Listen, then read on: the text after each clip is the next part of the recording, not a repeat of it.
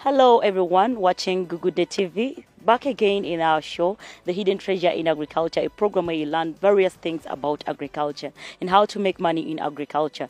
Many people are saying that they don't have jobs, but I want to tell you that through agriculture, you can make your own money without a lot of energy in it, but you being available and loving what you do will make you make money. Not even, you don't need to go sit in an office for you to make money. You just need to be in the field. So back again to our program. I want to welcome you back from the last program. We were looking at greenhouses, commercial greenhouses, and specifically the crop was hot peppers. And remember, we didn't finish up with everything. So today we've come back with the last part of it. We are going to look at the commercial benefits, look at the health benefits, look at how you weed, look at how you prune in this program. Still on hot peppers. Keep it locked on Gugude TV. We love you.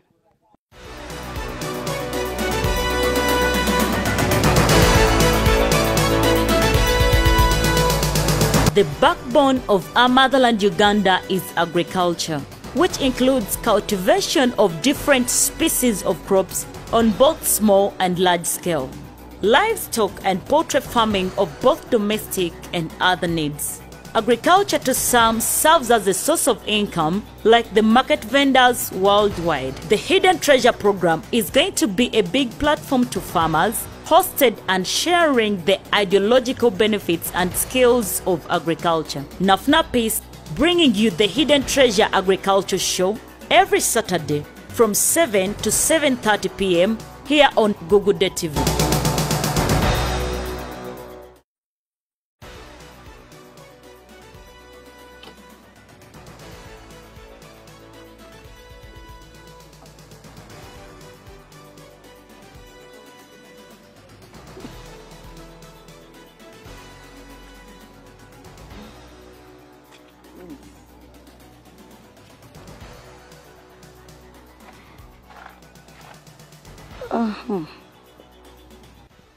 Okay, so now what is this for? Because I normally see it with the guys of poultry. Okay, usually we want you to step into that treated water because if you're coming from another garden or another greenhouse that is maybe affected by diseases, the fungal diseases that we talked about, once you step in there, you have treated yourself or you have already vaccinated yourself, so you cannot spread it into your own greenhouse. Okay, so Yes. that is another way. If you have no treated water here, that means you're spreading other diseases into the greenhouse. Yes, if you don't have the treated water, that means you're spreading the diseases. Another thing goes to the doors. Yes, why we close the doors is also to make sure that we avoid the pests. Of course, pests could be even people. But more so now, we don't want the butterflies, the false codling moth that we talked about, to come from the open field and it gets in. Now you don't like the pests. Yes. How about pollination here? With pollination, you have to do it manually every day. You just get a stick, keep on tapping the flowers, keep on tapping them, and then they pollinate themselves. Now this is very big. That Is is- that hectic? That is why you have to work hard to get more money. Okay. Or else you have to hire more people to do that for you. Okay. Yes. So we just want to say from here right now that thank you for the previous information and welcome back to this next Saturday of still on the same thing. We didn't conclude hot pepper farming, and I want us to conclude it, people to get the remaining part of the hot pepper. Okay. Thank you very much. And I also welcome back our viewers. Yeah. And I also welcome you back into the plant sauna. Okay. I hope you'll enjoy it. Yeah. And thank you very much for the Yes. program. Okay. So now, last time as we were in the program, if I've not forgotten, I remember we ended up talking about the pests and diseases, and you outlined them for us. And did you talk about how to prevent them and how to fight against them so that someone can get good yields? Because whenever they're in the garden, there are no yields, isn't it? Yes. Of course, like we talked about, the first thing is what we have mentioned. You make sure that you avoid any entrance of further insects or diseases. Then you need to, to be careful with your spraying. Okay. Then also be careful about your seed. Yeah, where you buy your seed is very important. Avoid recycling the seed, especially if the first harvest had many diseases in it. Yes, you should avoid using the same seed from the same affected harvest. Or if you have a colleague of yours who's selling to you the seed, but their harvest was diseased, avoid that. Better get it from a known supplier that is genuine. Okay, so which Yes. would be the best way with the seeds? Like, is it buying new seeds every time you're going to replant, or To economize, many times you can get from the very seed if it was good, but sometimes it's not good to repeat the same kind of species, because when you do the pollination, the variety actually changes because of cross pollination. It gets mixed up. So this time you may get something which is different from your first harvest. So many times we have no option but to go back to the supplier and get the very seed that we planted first. this manual pollination, is it the one we call cross pollination? It can be cross or it may be self. Okay. Self pollination or cross pollination? Yeah, it could be it could be cross or it could not be cross. It could be the same pollination in the same flower. Yeah, it depends. Okay. Because if you use a stick, you could pollinate within that flower. But again, if you're to remove, self. yes. Now, if you're to remove that same stick from that flower to another flower, then now you're doing cross. Cross, okay. Yes. Okay, thank you so much. So now we want us to look at, we looked at various things in the last week's episodes, and now this time around I want us to look at weeding. Don't we weed in the greenhouses? Weeding is a daily activity in a greenhouse. It is a daily activity, and when you're weeding, avoid using hose because you'll cut the roots of these plants. So usually we recommend that you use your own hands. You know, you have to also get a feel of your own plants. Yeah, they say the farmers' hands or legs are the best fertilizers. Yes, so you have to make sure that at least you can have some physical contact with your plants. Yeah, you uproot the weeds whenever you see them. You know, you dig around. Be careful not to hurt the roots of the plant. If you see that it is so close, just only emphasize hand picking. Don't use any tool for that. Okay. Yes. Is there a stage at which you say that at this stage we have stopped weeding, and at this stage maybe we are still continuing with our weeding? With weeding, you do it right from the very day you put in your hot pepper until you harvest. Okay. We don't want to see any weed because, like discussed earlier, the pests hide in the weed. Also, these weeds compete with our plants for the nutrients. So we don't want to see any weed in the greenhouse. And perhaps a greenhouse has to look more smart. So we don't want it to have bad-looking weeds. So you have to look at it very, very well. Sometimes what we do, we put in small stones, you know, to seal off the whole floor. Okay. Yeah, but what makes it, some people say, no, I don't want that because of the money. But in other words, it saves them the daily hassle of weeding every time. Yes, what we do, we put for you those small stones. You use the stones to mulch. Yes. Is it like mulching? Yeah, it is a sort of mulching for the greenhouse. Okay. Of course, it will look good, but because of that, weeds may not grow. And because also the stones are able to regulate the heat, you know, it becomes a little bit more user-friendly when there are stones inside there. Yes. Okay. Thank you so much. And then we're done with the weeding. Okay. After weeding, before I say that, how many months or how long should someone be expectant of harvesting, of bringing back what he incurred, like the capital starting to bring back? How long does it take for hot peppers? Now, hot peppers will start harvesting at 4 months, but it could even be 3. 4 months plus the nursery bedding. Yes, yes. So that means it's about 3 months after putting them in the garden. Okay. Yes, that's when you start harvesting, and usually at the end of the first harvest, you have got all your capital back. Really? Now, for example, such a greenhouse, roughly, it could be at about 25 millions, 25. But even here, you have about 2,000 plants. Now, each plant can give you at least 5 kilos. Yes. You know, so here we are talking already of, One alone 5 kilos. yes, at the end of the harvest. How Yeah, much is a kilo? a kilo is at 2,500 minimum. Oh, that's the common price. It could be higher than that. Yeah, but the common one is 2,500. So if you have about 10,000 kilos times 2,500, this is about 25 millions. So already at the end of the harvest, you're getting back the same money that you put in. Saying the first harvest, how many times do we harvest on the hot papers? Now the first harvest, I mean the whole season. Okay. It could go up to even maybe 1 year, depending. Because usually, This one plant, yes, you can be with this same plant until yes, 1 year's period. even up to Harvesting. 1.5 years. But what limits for the greenhousing is that it grows tall and you can no longer operate. But in a field, it goes to up to 1.5 years, And you still harvest and you're still harvesting. with good yields. Yes, with good yield. Yes, but now when it comes to harvesting, you need to be very careful when you're harvesting. For example, when you want to harvest, make sure you don't just remove from here. You know, Okay. you remove the whole thing so From that the, it from the stem. yes, so that it comes out like a lollipop. Okay. Once you harvest, let me give you an example. Okay. It has to look like this. When you harvest. Yes. Now, by any chance or bad luck, if you harvest and you get this, Oh, this is rejected. why? They take it. I think it is not fit for the market.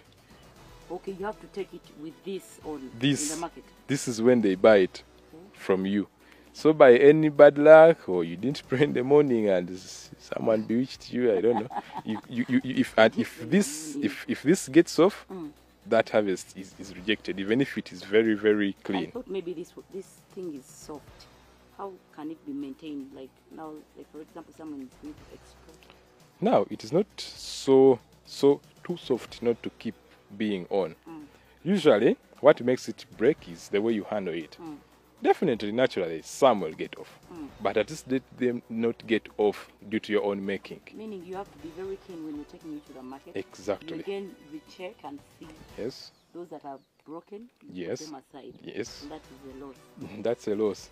So harvesting is for you to get the 25 millions. You have to be careful on every step, and harvesting is one of them. Okay. You could grow everything very well, but you harvest poorly or you transport poorly, and you lose out on the everything that you're going to sell to them. Now, when we are harvesting still, you have to make sure most suppliers don't want it very ripe.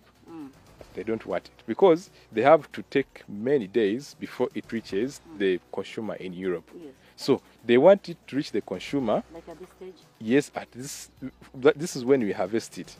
this is good for exporting. Yes, when it is not so red, and it's also not so green. You know, at least it has some reddish. yes, some reddish that it's or ready. yes, or some yellow that is coming on. Now, this is what you can take to the exporter, so that by the time it reaches the table of someone that is consuming it, it is at least red and not too ready. So those are the two most important things in harvesting. Make sure you remove it like a lollipop, as we call it. Then make sure it is not too ready and it's not also too green. The third thing is you have to look out for spots. Now, for ours, they don't have the black spots, so I cannot show you. Now, those black spots are due to the false codling moth that I told you about. Remember, it puts its eggs inside here, and it leaves a black spot. Now, for you, if you harvest and there's a black spot, and you give it to the exporter, and he also doesn't notice, and he ships it to maybe Europe or whatever, what happens is that as they are transporting it, you know, the moth inside is growing. Yes. Now, by the time someone buys it in Europe Cut. to cut, he'll find a moth inside there, and you know how ugly that looks like. So that means that when we are controlling the pests, we have to be very careful right from the start. Okay, now the space that you need, for example, for such a greenhouse, it is a 45 by about 8 meters. Yeah, and usually In terms of open land. Yes. Now, in terms of feet, that's about 135 feet. Yeah, because most of our land, especially in town, is by feet. You know, it is about 100 by 50 feet. Yes. So you can now relate. This is just slightly bigger than the common plot in Kampala. Yes. But in case you have maybe a 200 feet by even 50 meters, you can have 2 of these greenhouses, and then you can make the money that you said you want to make. Okay. Yes. Okay, so let's look at market. Where do we get market? If I don't export to the outside countries, where do I get the market within? Now, according to a market research that we did around in the markets, so we know Nakasero, they will take the export market, will take the highest value. The best. Yes. I mean, the one we mentioned with the lollipop stick on it, you know, which How about is size? even size. They want the average good size, you know, that such a size is the commonest one, the best that they want. Okay, this is the biggest size of it. It could not be the biggest, but at least it's good enough. Okay. It's good enough. Yeah. Now, the best quality, considering all that, goes for export. Now, the second quality, by any chance, if the tip broke off, you know, if maybe it is too red, that one we take to Nakasero, we take to Owino, we take to Kaleri. Okay. For them, you don't give them these ones that are with the like lollipop. You can give them if you wish, but they don't consider it too much. Okay. Yes. Like the exporters. Yes, because for us here in Uganda, what we want is to eat it. So we don't care whether it looks good or not so stylish. Okay. Yes, so here in Uganda, the highest consumer would be Nakasero. Yeah, it would take the bigger percentage. Then Owino follows, and maybe Kaleri and others, yeah, depending on your locality, where you are situated. Yes, now, in Nakasero, all you need to do is wake up early morning, take it there, and negotiate with them, and then they buy it to you at a certain price. The same happens to Owino and Kaleri, or all those markets around. Okay. Yes. Now, sometimes you have some which is not good enough for consuming when it is whole. Then we can think of making the powder. Okay. The powder is a matter of cutting it, drying it. We have solar dryers. Then you can make it, put it into a machine. So you dry here using solars? Yeah. In this very place? This place we don't dry with solars, but in other places we do. Okay. Yes. And what we can do after drying it, then we put it into a machine and make Grind it. powder. Yes. A kilo, according to the research we did in market, is 5 kilograms. It's 5,000 A kilo. of dried Dry paper. paper. Yes, is at 5,000. Okay. So all this waste, the fudge that they call fudge, Yes. you can then dry it, store it, yes, and make the powder. Then you sell the powder. Which one is the easier market to get? Is it of the dried or this one, the fresh one? Of course, the fresh one. Anytime you market. take, yes, Fresh has more market yes, than the dried one. yes. But its challenge is that they may not buy everything that day. So that means it may get rotten. Okay. Yes. So now the powder can help you to preserve that which is ripe but not yet rotten. Okay. Yes. So instead of losing everything, you can now also make the powder. But in terms of readiness, the markets, can consume the whole fruits. Okay. Yeah. But in case of anything that is rejected, then you can make powder out of it. Oh, that's another good option. There you don't go for a complete loss. Yes. Okay. We call it value addition in agriculture. Okay. Thank you so much, good viewers, for watching Gugude TV. As we have been looking at we've been in the first episode of today's program. And I just want to say, let us have a short commercial break and then come back with the last part of hot peppers. Don't miss it out. Stay tuned. We are going to look at the health benefits as you do grow this kind of crop, as you do grow the hot peppers for farming. Apart from the commercial benefits that I'm going to make money, and when I get money, I'll buy land and do this and that. What are the health benefits? And when you consume the hot peppers, what do you benefit in your body? Some of us are just eager doing the farming of it because we want to sell it out to the outside countries, but for them are benefiting, and as we lose health-wise. Thank you so much. Stay tuned.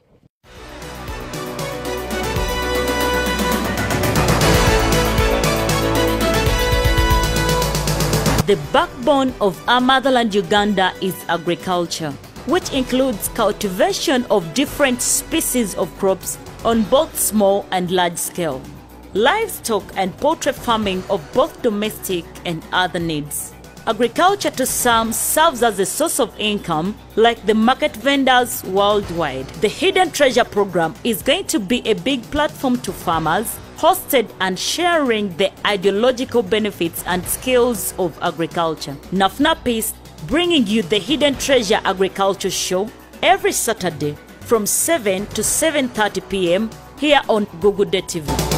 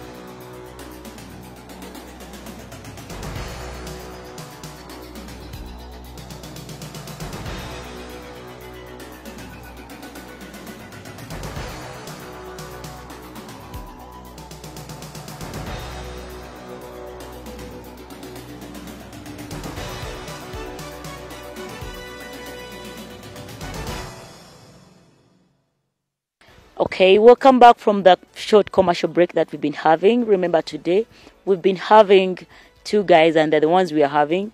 Damba Kezala himself of the Damba Kezala Enterprises. He's done with explaining to you the garden things. And now we are going to be looking at the health benefits of hot pepper.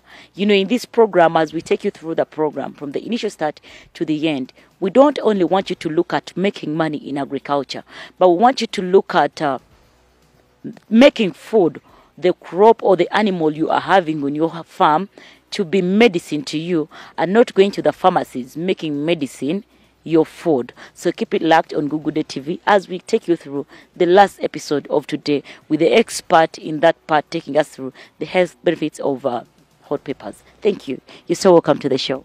Thank you so much, Gugude TV. I'm Muanguzi Daniel, and I'm a nutritionist by profession. Many people don't know what nutritionists are, but we are people that treat people using food. Okay. Yeah. Like the Rashidis and whatever. Those guys, yeah. There are many of them in town. Okay. Just that I'm professional. So what's beautiful about today is that the pepper that we're talking about is not just a normal food. Like you said, food can heal us, but hot pepper in particular is something that is very peculiar with this particular topic that you're bringing on board. So I'd like to tackle it from this perspective. I'm going to make it a little easy. There are three functions. Hot pepper has health benefits. It treats humans, but it also treats other plants. Okay. Those of you who are familiar with organic farming, this very pepper can be used as an antifungal pesticide, something in the garden. Okay. So I've witnessed my friends who do organic farming. They just crush it and they sprinkle it on other plants. So still fresh. Yeah. The mere fact that it's hot, there is a suggestion that it burns, but in actual sense it burns the bug. It's a very strong antibacterial agent, and I would relate it so much easily with the body. I think there is something that I want you guys to maybe get connected to. It's called capsaicin. It's the most active ingredient of hot peppers. You realize that every plant has something special about it. Now, capsaicin that is found in red peppers can't be found anywhere else. Okay. So I would relate most of the benefits to the body with capsaicin. Okay. Yeah. So I know it's a hard term, but you have to get it. Capsaicin. Get it. Yeah. It's like a chemical that treats. Yeah, the way you see that now capsaicin, I'll give you an example. I'll give you two examples of things that have capsaicin. You know the robes that we usually wrap around our bodies when we get maybe sick or maybe muscle pulls. Yes, so that capsaicin is got from all peppers, black pepper, red pepper, but in particular this one, since it's edible and it's not so sour or it's not very uncomfortable with the tongue. If you notice, if you've eaten this particular pepper, you can get that capsaicin into your body instead of rubbing. Now, the one that is in those rubs is got from the black pepper. Okay, what you want to mean is if someone is a consumer of hot pepper, Yes. there is no need of you getting the rubs to massage your body in case of any pain or the muscle pulls and whatever. If it's a particular pain, maybe your gaucho or your Ronaldinho, you'll get a very strong pain somewhere. Yes. But if you're a sportsman, you get many pains. At some point in the middle of the game, someone hits you this side, and then at the end of the game, someone hits you. So you're not going to rub yourself with rub all over the body. So I'll ask you to just eat hot pepper after your match. Okay. Somehow you'll have that active ingredient. I'll mention some few benefits. That same capsaicin is something that I'll give you 3 functions. In the body, it's something that reduces serum, blood serum. Now you notice that our blood, when you bleed, your blood falls with a certain consistency. For some people, it falls with a very heavy thickness. Yes. For some people, it's really loose. Now, both extremes are bad. Now, what this capsaicin does is to try to hit the balance. Now, there are people that have high blood pressure, not because they're eating a lot of fat, but because their blood is really thick. So the heart has to really pump a little harder. In order to make it move. Yes. So we are trying to reduce the risk of high blood pressure. So I will not say that this heals blood pressure, but I'll say it reduces the risk. In case your family has issues of thick blood, that would be a good remedy. Thick blood is not good for the bodies. Yeah, because especially people that live in the cold environment, their blood tends to be thick. People that drive a lot throughout the week, if you drive a lot, you notice that you're closed into your car most of the time. So your brain reads the signal that actually there is less oxygen. So it will try to produce more red blood cells. Yes. Now, what capsaicin does is to signal to the body that no, you shouldn't produce more red blood cells. Now, if you do not intervene into your normal schedule, you may find that, I think a hot pepper is such a good remedy. That same capsaicin, when you eat it, there are people that really scratch themselves a lot. They kind of get like rashes. And sometimes you have skin rashes, not because your skin actually has those infections, but because there was a one-time infection that made you to scratch yourself and get scars or something. So there are many creams currently that are made from capsaicin. Now what they do is they don't just crush the whole pepper. They just pick out the particular ingredient and they mix it, and it will help heal those scratches. Thank you so much for all that information. If you have a word, 1 or 2, to throw to the viewers out there, then we close the show. I think basically people usually, everyone eats hot peppers, but I want people to eat it more intentionally. When you eat this, when it's overcooked, you may not get some of those functions. For example, the capsaicin that I talk about, when you overboil it, it may react with other chemicals within the food, and you may end up not losing it. So I'd like people to, when you're preparing your greens or hot peppers, try not to overboil them. Yeah. Yes, thank you so much, good viewers, for watching Gugude TV. It's been our program, The Hidden Treasure in Agriculture. And I want to say that you do a great work of watching us on Gugude TV in the Hidden Treasure program. It's been an episode of, it's been a show of several episodes with hot pepper and in the greenhouses. I believe you've learned a lot. Or maybe if you have any question in you, something that you expected to hear and you've not heard it, please send in your comments or your questions to our Facebook page, Hidden Treasures, and also to the YouTube page channel, that is Nafnapis Hidden Treasures. And then also you can watch us wherever you are using your phone or your tab, wherever you have to watch us. You can go to the Play Store, download Yo TV, and then subscribe to Gugude TV. Start watching us wherever you are. We love you so much. Thank you for watching Gugude TV. Stay tuned until next Saturday, same time, 6:10 minutes to 7, and then to 7:30. We love you so much. Keep it locked on Gugude TV. I love you, my family, my viewers, my editors, my cameraman, my Anja. You do a great job. And everyone out there, whether you're in Uganda, whether you're outside Uganda, you do a great work of watching us on Gugude TV. Stay tuned. We love you.